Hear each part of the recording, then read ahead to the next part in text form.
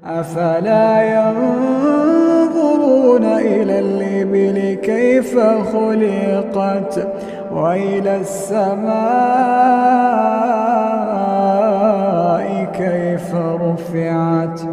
وإلى الجبال كيف نصبت وإلى الأرض كيف سطحت فذكر إنما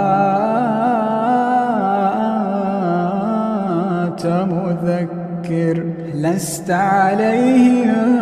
بمسيطر إلا من تولى وكفر فيعذبه الله العذاب الأكبر إن إلينا